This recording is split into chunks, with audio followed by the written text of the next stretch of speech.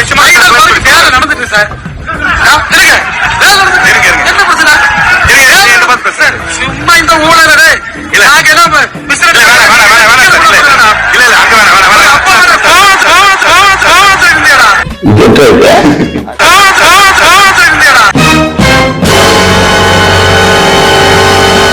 எங்கப்பா அந்த கனிமொழி?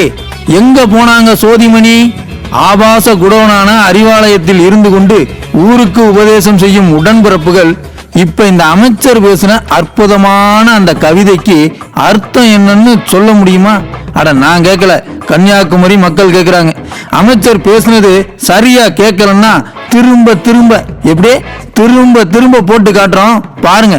அது என்னது, கோவணத்துக்குள்ள திமுக காரங்களுக்கு நாகரிகம் இல்லைன்னாலும் நமக்கு இருக்கு. அதனால அந்த ஆபாச பேச்ச நாம பேச வேண்டாம், போட்டே காட்டிடுவோம்.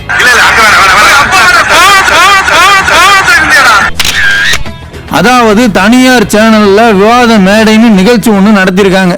விவாத மேடைக்கு யார கூப்பிடணுங்கிற விவஸ்தை இல்லாம அமைச்சர் மனோ தங்கராஜ கூப்பிட்டுருக்காங்க. கொழுப்பு திருடி அமைச்சர்னு ஊருக்குள்ள பேசிக்கிறாங்கல்ல, அவரைத்தான் திமுக காரங்கிட்ட பேசுற மாதிரி திணுசு திணுசா அவர் பாட்டுக்கு அடிச்சு விட்டுருக்காரு. அப்ப பார்த்து கீழே இருந்து யாரோ ஒருத்தர் ஏ கொழுப்பு திருடி, ஏ கொழுப்பு திருடின்னு கத்துனதா சொல்றாங்க. உண்மையா இல்லையான்னு அமைச்சர் தான் சொல்லணும். அந்த புண்ணியவன் யாருன்னு கண்டிப்பா புலன் விசாரணை நடத்தணும். கீழே இருந்து மக்கள் கேள்வி கேட்டதும் டென்ஷனான அமைச்சர் மக்களை ரொம்ப கேவலமா பேசியிருக்காரு.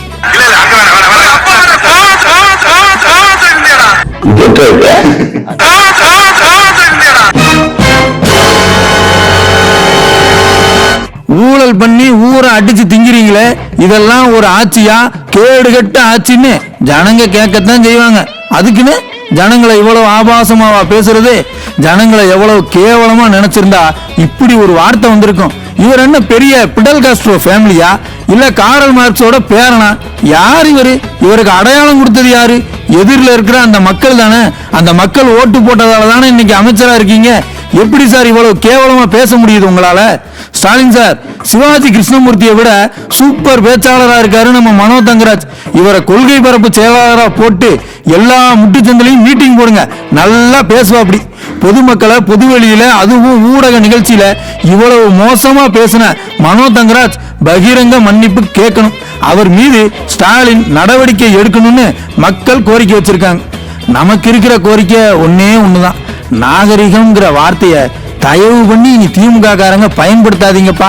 காதெல்லாம் ரொம்ப வலிக்குது.